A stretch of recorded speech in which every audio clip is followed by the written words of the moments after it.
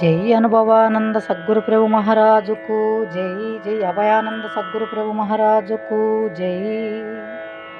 సభా విజ్ఞాపన 13వ కందార్థము. పునరుక్తి కలిగియుండిన విని కోపము ఛాయవలదో వేడుకొనియదను వినువారు దూరపర్ధము గనవలే దగ్గర నటనచో గల్పించేనాను తెలియక కాది గ్రంథములోను జననీ జనకులు తమ తనయుల పునరుక్తి ఇనగోరుదురు తప్పంచన కానే నది తెలిసి కల్పించేనాను తెలియక కాది గ్రంథములోను. జై సద్గురు. జై సద్గురు. శ్రీమద్ భాగవత కృష్ణ ప్రభు దేశికేంద్రుల వారిచే విరచితమైన శక్తిద్వయ నిరాశ కంబగు శుద్ధ నిర్గుణతత్వ కందార్థ దరువుల యందు ఈరోజు మనం సభా విజ్ఞాపన 13వ కందార్థం. ఈ కందార్థంలో కృష్ణ ప్రభువులు తన యొక్క పునరుక్తి ఏదైతే ఉన్నదో ఆ దోషాన్ని తనకై తానే ఒప్పుకొని ఎందుకు చెప్పవలసి వస్తున్నది ఈ విధముగా అనేటువంటి విషయాన్ని చెప్తున్నారు. అంటే పునరుక్తి అనేది చెప్పిన దానిని తిరిగి చెప్పడం అనేటువంటి దోషం. అంటే మరలా మరలా చెప్పినదే చెప్పటం. అయితే ఇది తప్పు కాదు అనేటువంటి భావన నేను ఎరిగి చెప్తున్నాను అంటున్నారు. ఎలా అంటే ఒక విషయాన్ని మనం సరిగా అవగాహన చేసుకోవాలి. చేసుకునేటట్లుగా పెద్దలైనటువంటి వారు మనకు బోధ దగ్గరయ్యేందుకై చెప్పిన విషయాన్ని మరలా పునరుక్తిగా చెప్తూ ఉంటారు. అది మన కోసం. ఇక్కడ ఏం చెప్తున్నారంటే కృష్ణ ప్రభువులు పునరుక్తి గలిగియుండిన విని కోపము శాయవలదు వేడుకొనియదన్ వినువారు దూరపర్ధము గనవలె దగ్గర నటంచు గల్పించి నాను తెలియక కాది గ్రంథములోను. అయ్యలారా, నాకు తెలియక కాదయ్యా. పునరుక్తి అనేది దోషమైనప్పటికీ అది చేస్తున్నాననేటువంటి విషయాన్ని నేను గ్రహించక చెప్పట్లేదయ్యా. పునరుక్తి ఎందుకు చేశాను పునరుక్తి అనేటువంటిది అయ్యలారా, మీరు తెలియని వారు కారు, అయినా చెప్తున్నాను. దీనిలో ఉన్నది పునరుక్తి.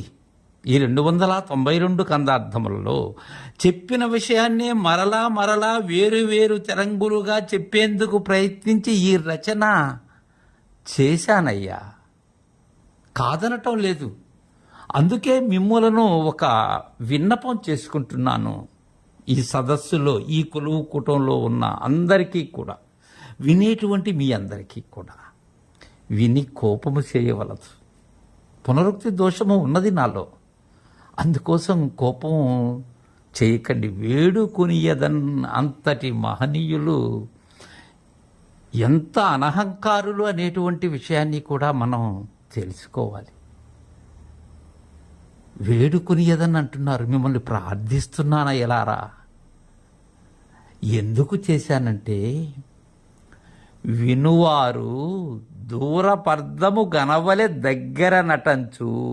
వినేటువంటి వారు శ్రోతల స్థానంలో ఉండి ఎవరైతే వీటిని వింటూ ఉన్నారో ఉత్సాహంతో, వారు దూరపర్ధము. ఏంటి దూరపర్ధము?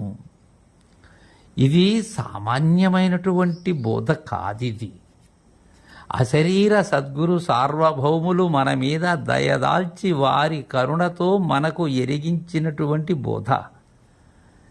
శివరామ దీక్షిత సిద్ధాంతం దూరపు అర్థమైనటువంటిదే. ఇది దగ్గరది కాదు. అంటే ఇది ఒక ఆవరణకు పరిమితమైనటువంటి బోధ కాదిది. ఇది నేను ఉండి తెలియజేసేటువంటి బోధ, అంతకన్నా కాదు. దీని అర్థం దూరంగా ఉంటుంది. ఆ దూరమునకు అరిగి ఎరిగిన వారికి దగ్గరగా ఉంటుంది. అయితే అలాంటి దూరపర్థాన్ని దగ్గరగా చూడాలి అనేటువంటి విధానంతో నేను కల్పించానే కానీ అందరికీ అలవి కానటువంటి పరిపూర్ణ బోధ ఏదైతే ఉన్నదో అది దగ్గరగా దర్శించాలి, దాని యొక్క భావం సులభంగా అర్థం కావాలి అనేటువంటి విధానంతో సమర్థంగా చెప్తున్నానయ్యా. నేను నాకు తెలియక కాదు, అందుకే కల్పించినాను. తెలియక కాదు. ఈ గ్రంథములో, ఈ శుద్ధరిగుణ తత్వ కందార్థములలో నేను దూరబద్ధమైనటువంటి బట్ట బయలు యొక్క లక్షణాన్ని తెలియచేసేందుకు దగ్గరగా కల్పించాను, మరేమీ కాదయ్యా. ఇంకొక విషయం చెప్తాను. జననీ జనకులు తమ తనయుల పునరుక్తి వినగోరుదురు, తప్పంచనక నేనది తెలిసి కల్పించినాను. మీరెవరు? మీరు మరి జననీ జనకులతో సామ్యమైన వారు. మామూలుగా తల్లిదండ్రులు చిన్నపిల్లలు ఒకే విషయాన్ని పదే పదే చెప్తూ ఉంటారు, అడిగి మరీ చెప్పించుకుంటూ ఉంటారు. ఆ తల్లిదండ్రులు మురిసిపోతూ వారికి వారు మై మరచిపోతూ. కారణం ఏంటంటే అవి అంత తీయగా వారికి అనిపిస్తాయి. ఎవరికి అనిపిస్తాయి? జననీ జనకులకైతే అనిపిస్తాయి, వేరే వారకు విసుగు చెందిస్తాయి. ఆ చిన్న పిల్లల వచ్చి రాని పలుకులు తన బోధనా సాహిత్యాన్ని ఎంతగా రంగరించి అందచేస్తున్నారు అనే విషయాన్ని మనం గమనించాలి. తల్లిదండ్రులు తమ పిల్లల యొక్క మాటలు మరీ మరీ చెప్పించుకొని మరీ వినినట్లుగా వాళ్ళు వినకోరుదురు. వారెక్కడ కూడా విసుగుపడరు. తప్పంచనక వాళ్ళు ఏమంటారు? నువ్వు తప్పు చెప్తున్నావు, పిల్లల్ని దండిస్తారా?